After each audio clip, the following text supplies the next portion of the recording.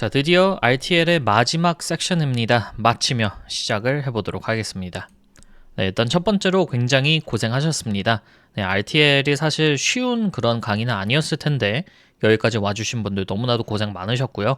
특히 실습을 또 다 진행을 하신 분들이라면 정말로 고생하셨습니다. 자, RTL에서는 레드팀의 한 5%에서 10% 정도를 커버를 했다고 저는 개인적으로 생각을 하고 있습니다. 그리고 아마 RTL을 쭉 들어보신 분들이라면 이제 어느 정도 감이 잡히셨을 거예요. 그죠? 뭔가 레드팀이라는 것은 강의로서 뭔가 커버를 하기에는 굉장히 좀 어려운 분야가 아닌가라고 많이 좀 느끼셨을 텐데 여러분들이 맞습니다. 네. 사실 레드팀이라는 것은 저희가 RTL에서 다룬 AD 기반의 공격들 그리고 뭐 C2 고도화 살짝 페일로드 제작 외에도 뭐 클라우드라든지 IDP, 툴 개발, 방어 회피 요거는 이제 특히 굉장히 많다라고 말씀을 드렸죠. 그리고 클라우드와 온프렘 간의 이제 그런 횡적 이동이라든지 R&D라든지 익스플로이 무기화라든지 macOS, 리눅스 이런 거는 다루지도 않았잖아요. 그죠? 그런 것까지 통틀어서 할 줄 알아야 되는 게 레드팀이라고 보시면 되겠습니다. 네, 당연히 쉽지가 않겠죠. 네. 그래서 여러분들에게 남은 것은 사실 뭐 다른 강의를 구입해도 비슷비슷할 겁니다. 결국 제일 중요한 거는 실무입니다. 실무. 레드팀은 진짜 실무를 뛰어보지 않으면은 강의만 가지고는 경험할 수 있는 게 굉장히 한정되어 있습니다. 그래서 매번 말씀드리는 거지만은 다른 분들에게 말씀을 드릴 때 experience is king입니다. 네, 진짜 실무가 가장 중요한 분야가 바로 레드팀이다 라고 보시면 되겠습니다. 그리고 RTL을 배우시면서 조금 압도되었을 수도 있을 것 같아요. 뭔가 배워야 되는 게 너무 많으니까. 그리고 제가 막 키워드를 막 쏟아내는데 이 키워드가 도대체 뭘 의미를 하는 건지 잘 모르시는 분들도 많이 계셨을 텐데 너무 걱정 안 하셨으면 좋겠습니다. 결국에는 레드 팀입니다. 팀. 그래서 혼자서 모든 걸 다 하는 게 아니라 팀원마다의 전문성과 강점을 가지고 그 각 팀원들마다의 전문성을 쭉 다 모아가지고 하나의 레드 팀으로 활동을 하는 게 가장 이상적이고 효율적이다라고 볼 수가 있겠습니다. 물론 이제 채용 공고는 그렇게 안 나오죠. 그죠? 회사가 원하는 인재는 막 레드팀하고 막 별의별 거 다 하는 그런 이제 유니콘 같은 인재들을 항상 원하는데 현실은 그렇지가 않다라는 거 말씀을 드리겠고요. 결국 여기에서 우리는 너무 모든 걸 다 배울 필요는 없고 두 가지에서 세 가지 분야에서 전문성을 갖추고 있으면 훌륭한 레드팀 팀원으로서 레드팀에 기여를 할 수가 있게 되는 겁니다. 그리고 그 분야가 넓어지고 리더십이 강해질수록 레드팀 리더로서 또 더 올라갈 수가 있게 되는 것이겠고요. 그래서 이제 어떠한 분야들이 있느냐는 가이드북에다가 조금 많이 정리를 해놨는데 여기에서도 간단하게 보여드리겠습니다. 이건 그냥 가이드북 읽으시는 게 훨씬 더 편해요. 근데 레드팀 분야라고 하면은 뭐 인프라 구축, 정찰, 침투, 오퍼레이션, 클라우드, IAM, 웹과 모바일, R&D, 악성 코드 개발, CI/CD와 컨테이너, 그리고 맥 그리고 리눅스가 있겠습니다. macOS와 리눅스, 뭐 익스플로이트 개발 뭐 이런 것도 있고요. 근데 뭐 정말 분야가 어마어마하게 많죠. 네, 그렇기 때문에 이거를 다 배워야 된다라는 그런 강박관념보다는 내가 여기에서 내가 재밌어 보이는 이런 두세 가지의 분야들을 골라서 그쪽 분야에서 전문가가 되고 전문성을 가지고 있다면 레드팀에서 러브콜은 날아올 것이다 라고 생각이 듭니다. 그러면 이 전문성을 가지게 된다는 것은 무엇을 의미를 하는 것이냐라고 한다면 이거는 제 개인적인 의견입니다. 각 분야에 관련된 자격증을 가지고 있거나 연구를 진행을 한다거나 툴을 개발을 한다거나 블로그 글을 쓴다거나 컨퍼런스에서 그 분야에 관련된 얘기를 한다거나 워크숍을 진행을 하면 그 분야에 대해서 전문성을 가지고 있다라고 저는 개인적으로 생각을 하고 그 전문성을 보여줄 수 있는 게 바로 요 아래 세 가지입니다. 독창적인 연구를 통한 새로운 발견, 그 분야에 대한 새로운 발견을 해서 뭔가 그것을 결과물로서 만들어서 뭔가 발표를 한다거나 아니면 이미 알려진 지식들을 뭔가 코드나 아니면 기법의 형태로 구현을 해본다거나 아니면은 이미 만들어져 있는 것들을 고도화해보는 거, 자동화나 최적화, 효율화, 문서화를 해보면서 나는 그 분야에 대해서 전문성을 가지고 있는 사람입니다 라는 것을 남들에게 보여줄 수 있다면 가장 좋을 것이다 라고 생각을 합니다. 그래서 이제 이것과 관련된 내용을 저는 레드팀 채용 기준이라는 블로그 글을 한번 써봤는데 뭐 시간 되시는 분들은 제 블로그 가서 한번 읽어보시면 좋을 것 같고요. 뭐 어쨌든 여기에서 말씀드리고 싶은 것은 특정한 분야에 대해서 전문성을 가진 사람이야말로 레드팀 팀원으로서 일하기 가장 좋은 사람이다 라는 것을 말씀을 드리겠습니다. AI 얘기를 안 할 수가 없을 것 같습니다. 제가 일부러 AI 얘기를 조금 많이 빼놓고 있었는데 적어도 마치며 섹션에서는 얘기를 좀 해드려야 될 것 같아요. 뭐 정말 자고 일어났다 하면은 AI 관련된 뉴스가 수백 개씩 쏟아지고 있습니다. 네. 뭐 Y보우라는 솔루션이 해커2라는 플랫폼에서 뭐 버그 바운티 1등을 했다. 뭐 AI 에이전트가 뭐 24시간 모의 해킹을 한다. AI 레드팀이 온다. 뭐 대체될 것이다. AI 랜섬웨어가 있다. AI 이게 있다. 뭐 난리가 났습니다. 그죠? 근데 이제 RTL을 여러분들이 쭉 보셨잖아요. 실습도 해보고 공부도 해보셨을 텐데 진짜 AI로만 이루어진 레드팀이 가능할까? 라는 생각을 한번 좀 해보시길 바랍니다. 네, 저는 그래서 여기에다가 별로 큰 의미를 안 두는 게 진짜 해본 사람은 알거든요. 실무 경험이 없고 기술 백그라운드가 없으신 분들은 몰라요. 뭐가 기술적으로 가능하고 뭐가 기술적으로 불가능한지, 뭐가 LLM이 할 수 있는 일이고 뭐가 LLM이 할 수 없는 일인지 해보지 않으면 모릅니다. 네, 그렇기 때문에 여러분들은 한번 맛 보셨잖아요. 그죠? 한번 해보셨잖아요. 그럼 여러분들도 AI가 어느 면에서 나한테 도움을 줄 수 있고 어느 면에서 도움을 줄 수 없겠구나를 적어도 어느 정도 개념은 조금 갖추시게 될 겁니다. 그래서 저는 막 AI 레드팀 뭐 이런 거는 관심이 없고요. 진짜 레드팀 실무를 뛰고 있는 현직 레드티머들이 실제로 AI를 사용한 사례들에 저는 관심이 있습니다. 그리고 저도 실제 업무를 뛰고 있는 레드티머로서 제가 어떻게 LLM을 사용을 하고 있는지도 말씀을 드릴 거고요.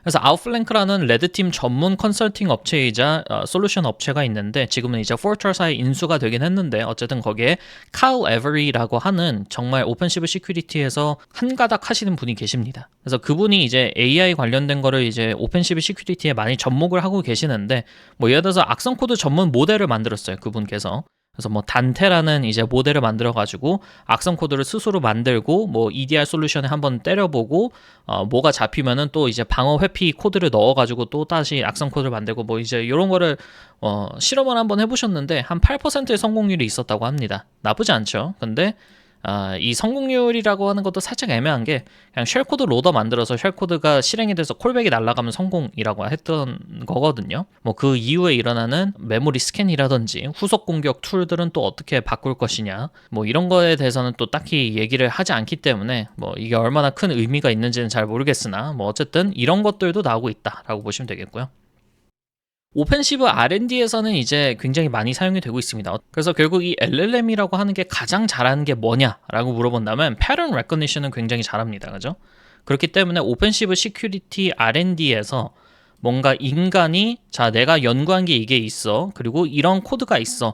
나는 너에게 이 정도의 raw 데이터를 줄 테니까 내가 연구한 걸 기반으로 이 raw 데이터에서 비슷한 성질을 가진 애들을 찾아봐 라고 했을 때 그것을 굉장히 잘해서 그것과 관련된 뭐 횡적 이동 관련된 데이터를 몇 개 찾아냈다라는 그런 블로그 글이 있었어요.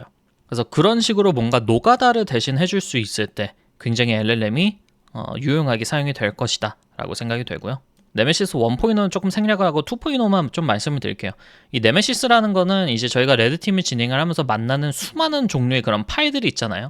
뭐 진짜 적게는 수십 개부터 한 번에 레드팀 뛸 때 막 수백 개, 수천 개의 파일을 만날 때가 있는데 그 파일들을 모두 다 LLM에다가 집어넣은 다음에 그 각 파일들 간의 연관 혹은 상관관계를 분석을 하는 기능을 LLM을 활용을 해서 넣을 계획에 있다라고 얘기를 했습니다.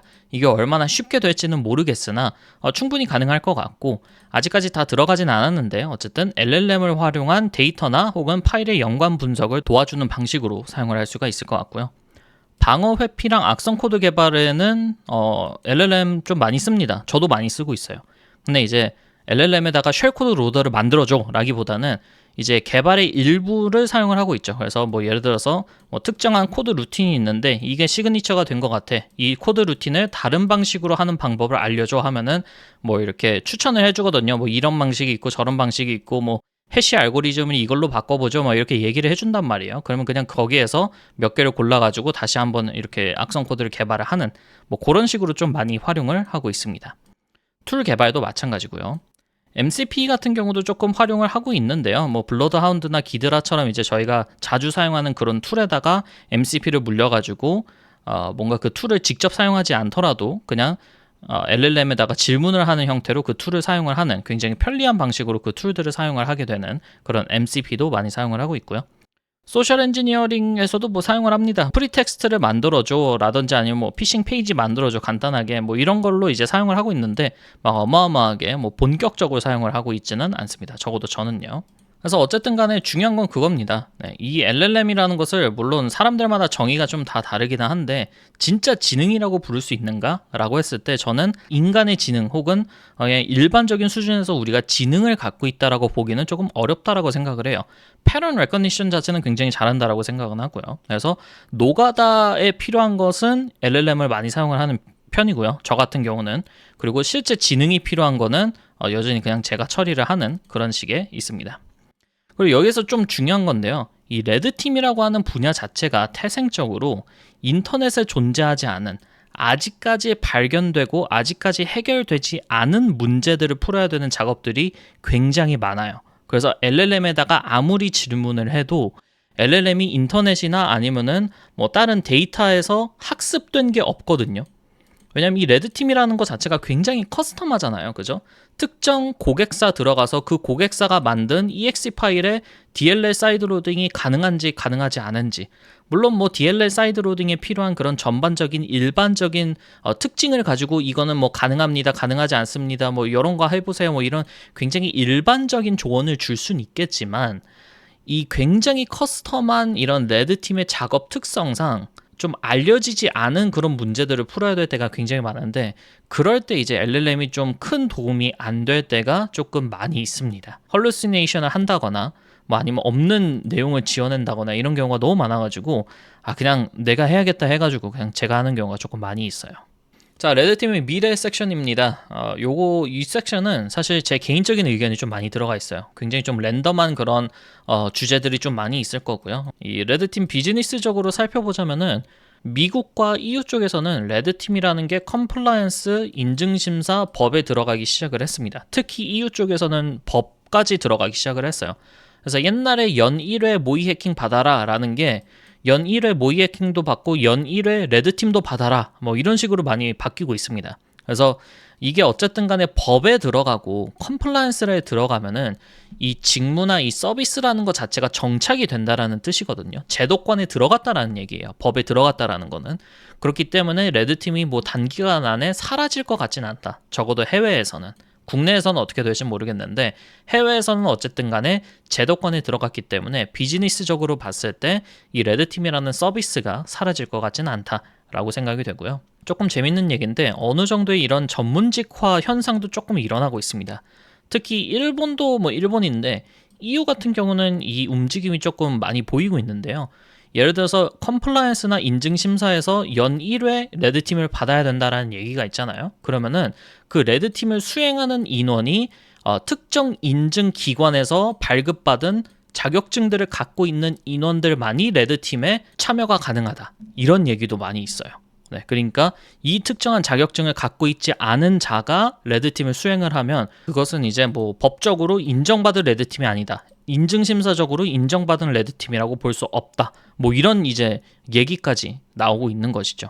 그래서 뭐 이제 우리나라에서 생각하는 그런 막 전문직들 뭐 이런 게 아니라 어느 정도 자격증을 갖춘 사람만이 레드팀을 할 수 있도록 그렇게 이제 어느 정도의 전문직화도 일어나고 있다. 그런 것도 조금 재밌는 트렌드인 것 같아서 한번 가져와 봤습니다.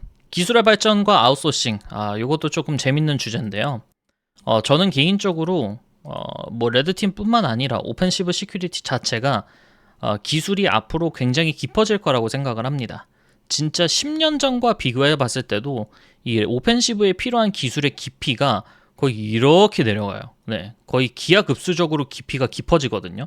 알아야 되는 지식은 기하급수적으로 이렇게 늘어나고 있고요. 많은 것들이 secure by default가 되고 있어요. 요즘에 나오는 뭐 운영체제나 웹 프레임워크나 이런 것들이 그냥 기본적으로 안전하게 만들어지고 설계된 게 많아지고 있습니다.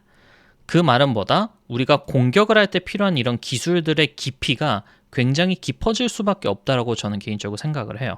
그래서 이 레드팀이라는 것도 나중에 가면 갈수록 아웃소싱을 많이 하게 될 것 같다. 그러니까 하는 사람들만 하는 굉장히 깊은 지식을 가지고 있는 사람들만 할 수 있는 그런 일이 레드팀이 되지 않을까라고 저는 개인적으로 생각을 하고 있습니다. 그래서 외주나 컨설팅, 아웃소싱, 솔루션들을 더더욱 많이 사고 그리고 고용을 해야 되는 그런 형태로 갈 것이다. 누구 뭐 대학교 졸업하고 공채로 뽑아가지고 한 2년 가르친 다음에 너 레드팀 해봐라고 했을 때 그 사람이 레드팀을 할 수 없는 정도까지 기술이 필요한 그런 미래가 올 것이다 라고 저는 개인적으로 생각을 해요. 물론 뭐 이 사람이 하루에 뭐 14시간씩 2년을 공부를 한다면 충분히 가능하겠지만 네, 뭐 그건 또 아니니까요. 그래서 기술의 발전 때문에 기술들이 너무 깊어져서 하는 사람만 하게 되는 그런 서비스로 남게 되지 않을까라는 생각도 어느 정도 들고 있습니다. 그게 좋은 건지 나쁜 건지 모르겠는데 뭐 어쨌든 제 개인적인 의견은 그렇습니다. 공격 분야와 방식도 바뀌고 있습니다. 이건 진짜 재밌는데 이건 사실 레드팀이라기보다는 실제 공격자들, 실제 APT 그룹들의 이 공격 방법론이 조금씩 바뀌고 있어요. 아주 옛날부터 한 2020년대 초반까지는 다 비슷했습니다. 악성 코드 무조건 들어가요. 그리고 뭐 C2 같은 거 무조건 들어가고요. 취약점 쓰는 거 좋아합니다. 제로데이 찾는 것도 되게 중요하고요. 그리고 꼭 이제 사내망 안에 들어가면 AD 같은 거 엄청 공격해요. 그죠? 그래서 AD 뭐 들어간 다음에 뭐 코발트 스트라이크 이런 거 써가지고 악성 코드랑 막 C2 서버랑 뭐 연결 맺고 저희 ITL에서 했던 거 그냥 똑같이 하고 있습니다. 요즘에는 이런 방식으로도 좀 많이 넘어가고 있어요. 소셜 엔지니어링만 하고 온프레미스를 공격을 안 해요. 그냥 클라우드만 공격을 하고요.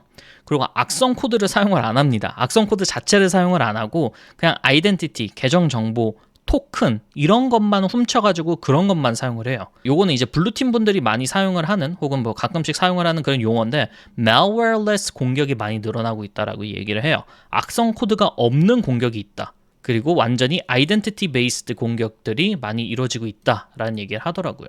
그리고 그 아이덴티티를 훔쳐내는 데 있어서 가장 중요한 것은 아무래도 소셜 엔지니어링이겠죠. 그래서 소셜 엔지니어링과 클라우드 기반의 공격들이 굉장히 많아지고 있다라는 얘기도 합니다. 그래서 뭐 이건 제 개인적인 생각인데 악성 코드가 없어지진 않을 거예요. 그죠? 왜냐면 온프레미스가 없어지진 않을 거니까. 그리고 아무리 기업들이 클라우드를 많이 사용을 한다고 해도 사실 100%다 클라우드만 사용하는 기업들은 좀 많이 없긴 없거든요. 아주 그런 작은 규모의 뭐 IT 기업들, 뭐 유니콘 기업들 이런 거 빼고.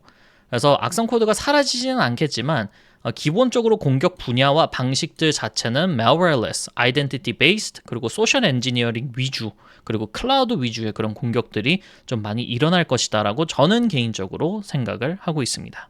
국내 트렌드도 한번 보겠습니다. 국내 트렌드는 진짜 제 뇌피셜이에요. 제 그냥 개인적인 의견입니다. 일단 2022년도부터 24년도까지 아는 사람들은 아는 그런 엄청나게 큰 대기업들에서는 인하우스 레드팀들이 뭐 생겨나고 있기는 했었어요. 물론 그게 이제 저희가 RTL에서 부를 정도의 급의 이제 레드팀이었냐라고 한다면 그렇지는 않은데 물론 한 군데 있습니다. 네, 근데 그거는 뭐 나중에 말씀드릴게요. 근데 대부분의 뭐 우리가 진짜 이름만 대도 아는 대기업 그룹들에서는 인하우스 레드팀을 아름아름 운영은 하고 있었습니다. 나름. 근데 저는 개인적으로 2025년도 올해가 가장 중요한 해라고 조금 생각이 되는 게 보안 전문 업체들과 컨설팅 업체들에서 레드팀 서비스를 공식적으로 운영을 하기 시작하는 해가 지금 2025년도예요. 물론 그 전에도 뭐 APT 공격 뭐 서비스 뭐 이래가지고 뭐 그런 이제 흉내를 내는 이제 뭐 업체들도 있고 서비스도 있었는데 그거를 제외하고 진짜로 레드팀 서비스라고 해가지고 해외에서 사용하는 레드팀 이 정의와 공격 방식을 동일하게 제공을 하는 보안 전문 업체들, 컨설팅 업체들이 생겨난 것은 올해가 처음입니다. 네, 그래서 저는 개인적으로 올해가 진짜 티핑 포인트라고 생각을 하고 있어요. 이 레드팀이 뭔가 좀 잘 알려지지 않은 그런 분야에서 양지로 올라왔다라고 저는 개인적으로 생각을 하고 있고요. 대기업 인하우스에서도 레드팀을 좀 많이 만들고 있습니다. 조금 아쉬운 점은 아직까지 법이나 인증심사 컴플라이언스 프레임워크에서 레드팀을 언급을 하고 있지는 않습니다. 뭐 레드팀뿐만 아니라 뭐 예를 들어서 레드팀의 정의에 들어가는 관리적, 보안적, people process technology를 공격자 시뮬레이션을 통해서 평가를 하는 그런 서비스 뭐 이런 거에 대해서는 얘기를 하고 있지 않아요. 아직까지도 우리나라는 아무래도 모의 해킹이나 뭐 취약점 연구 이런 거를 좀 많이 위주로 하고 있기 때문에 적어도 법, 인증심사, 컴플라이언스 프레임워크는 그래서 아직까지 제도권에 들어가진 않았다. 그래서 앞으로 한 2, 3년 동안은 태동기 그리고 레드팀의 성장기가 되지 않을까라고 생각을 하고 있습니다. AI는 앞에서 많이 말씀드렸으니까 빨리 넘어가겠습니다. 이 AI 레드팀 그러니까 진짜 AI를 사용을 해서 레드팀을 풀체인으로 때려버리겠다라고 하는 것은 뭐 그냥 비기술적인 시소들한테 그냥 돈 받고 많이 팔 것 같아요. 뭐 시소 분들 중에 이제 기술적인 배경을 가진 분들이 많이 없기 때문에 뭐가 기술적으로 가능하고 불가능한지, LLM으로 내가 해결할 수 있는 문제는 뭐가 있고 해결할 수 없는 문제는 뭐가 있는지 요거를 판단하실 수 있는 분들이 많지는 않습니다.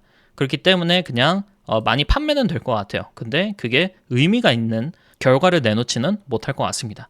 이거는 막 시소분들을 비하고 뭐 이런 게 아니라 그냥 실제로 해외에서 많이 그래요. 해외에서도 그냥 잘 모르는 시소분들이 막 비싼 돈 주고 AI 레드팀 이런 거 산 다음에 한두 번 돌려보고 이거 의미 없는데 이러고 그냥 안 씁니다. 네, 그냥 돈 버리는 거죠. 그래서 실제로 해외에서 그냥 그런 일이 많이 일어나고 있어서 국내에서도 비슷한 일들이 많이 일어날 것 같다라고 저는 개인적으로 생각을 하고 있고요. 그 외에 레드팀 자체가 AI를 사용을 하는 것, LLM이나 MCP 같은 경우는 레드팀들은 많이 사용을 할 겁니다. 지금도 많이 사용을 하고 있고요. 그리고 더욱더 많이 사용을 하게 될 것 같아요. 저도 많이 쓰고 있고요. 굉장히 유용한 툴들이에요. 이 두 개는 사실 없으면은 일하기 싫어질 정도로 너무너무 소중한 툴들이 됐습니다. 그래서 LLM과 MCP에 관련된 기본적인 개념, 그리고 오펜시브 시큐리티, 특히 레드팀에서 이 둘을 어떻게 사용을 할 것이냐는 여러분들도 많이 고민을 해보시고 재밌게 가지고 노셨으면 좋겠습니다. AI 대상에 대한 공격에 대해서도 조금 얘기를 해볼 필요가 있는데요. 저도 이제 레드팀에서 일을 하면서 뭐 AI 모델을 한번 공격해 주세요 뭐 이런 이제 요청을 많이 받기도 받습니다. 근데 저는 뭐 그게 얼마나 큰 의미를 가지고 있는지는 잘 모르겠어요. 일단 제일 중요한 거는 현실적으로 공격자들이 별로 관심이 없습니다. 랜섬웨어 갱이나 APT 그룹들이 뭐 특정 회사를 공격한 다음에 그 회사의 AI 모델을 노렸다라는 기사는 많이는 못 봤습니다. 물론 내가 다니고 있는 회사가 오픈 AI다. 네, 오픈 AI다. 아니면은 뭐 내가 다니고 있는 회사가 뭐 커서다 이러면은 당연히 들어와서 그 AI 모델들을 노리겠지만 AI 모델 자체를 생산하고 설계를 하는 회사가 아닌 이상 AI 이 모델 대상의 공격은 사실 많이는 못 보고 있어요. 네. 저도 이제 CTI 보고서를 올라오는 거는 거의 다 읽어보는데 그냥 별로 없습니다. 그냥 공격자들 별로 관심이 없어요. 네. 그래서 AI 모델을 공격을 하기보다는 그냥 raw 데이터를 공격하는 게 훨씬 더 이득이기 때문에 공격자들 입장에서는 AI 모델과 뭐 소통을 해서 뭐 프롬프트 인젝션으로 뭐 AI 모델을 뭐 할머니로 만들어가지고 뭐 롤플레잉을 하면서 뭐 데이터를 빼내오겠다. 네, 그런 공격은 잘 모르겠습니다. 네, 별 큰 의미는 없는 것 같다라고 저는 개인적으로 생각을 하고요. 오히려 AI ML Ops, 그러니까 이 AI 모델을 만들고 이 머신 러닝을 돌리기 위한 이 operations에 필요한 이 개발 생태계 있죠. 이 개발 생태계 자체를 공격을 하는 이 AI ML Ops 대상의 공격은 굉장히 유의미한 것 같습니다. 앞으로 더욱더 많은 일들이 LLM을 이제 사용을 할 것이고 머신러닝을 사용을 할 거기 때문에 그 일들과 관련된 이 개발 생태계 혹은 머신러닝과 LLM을 돌리기 위한 이 생태계 자체를 공격을 하는 건 APT 그룹들도 충분히 노릴 것 같아요. 자, 그래서 정말로 한번 맞춰보도록 하겠습니다. 이 맞추면 섹션이 이렇게 길어질 줄은 몰랐는데 제가 좀 말이 많다 보니까 좀 말이 길어졌습니다. 저는 개인적으로 지금이 적어도 우리나라에 있어서는 레드팀을 하기 가장 재미있는 시기라고 생각을 해요. 국내에 레드팀이 처음으로 소개가 되고 막 레드팀들이 신설이 되는 레드팀 태동기란 말이에요. 근데 정작 정보 보안과 오펜시브 시큐리티 자체는 굉장히 성장을 많이 해서 지금 조정기와 성숙기를 지나고 있습니다. 이게 무슨 말이냐면은 레드팀이건 블루팀이건 알아야 되는 지식의 양 그리고 기술의 양이 어느 정도 깊어지긴 깊어졌다라는 거예요. 옛날처럼 뭐 파워쉘 몇 줄로 뭐 블루팀 다 뭐 이겨버리고 이런 이제 시대는 갔다라는 거죠. 하지만 레드팀 자체는 지금 국내에서 막 신설이 되고 뭐 우리도 레드팀 만들어요, 너네도 레드팀 만들어요 이러고 있기 때문에 공고도 많이 나오고 있고요. 레드팀 신설도 많이 되고 있고요. 심지어는 뉴스에도 레드팀 관련된 얘기가 나오고 있어요. 막 해킹 그룹과 맞먹는 지식과 자유도를 가진 내부 점검팀을 이번에 뭐 큰 대기업에서 만들고 있다더라. 뭐 이런 뉴스까지 나오고 있단 말이에요. 그렇기 때문에 굉장히 재미있는 시기, 재미있는 시대에 우리는 살고 있다라고 저는 개인적으로 생각을 합니다. 이 레드팀이라는 게 국내에서 살아남을지는 사실 잘 모르겠어요. 우리나라 자체가 이제 정보 보안에 투자를 많이 하는 나라는 아니기 때문에 레드팀 같은 경우도 하다가 야 그냥 뭐 인증심사 열심히 하고 주통기 열심히 하자 이러고 그냥 없어질 수도 있어요. 레드팀도. 네. 그래서 미래가 보장이 된 것은 아니나 현재 자체는 적어도 레드팀이 우상향을 하고 있다. 뭐 우상향이라기보단 지금 막 나와가지고 지금 막 이제 신설이 되고 있는데 어쨌든 현재 이 트렌드 자체는 굉장히 나쁘지 않다.